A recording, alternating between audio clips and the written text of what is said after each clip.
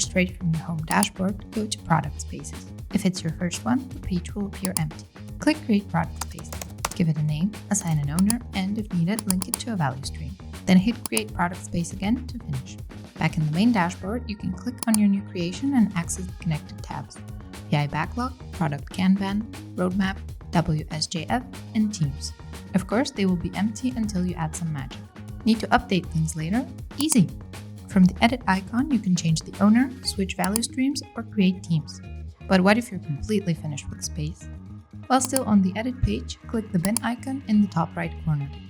Remember, this will also delete all attached information like teams and backlog items. Fill out the confirmation form, and just like that, your space is gone.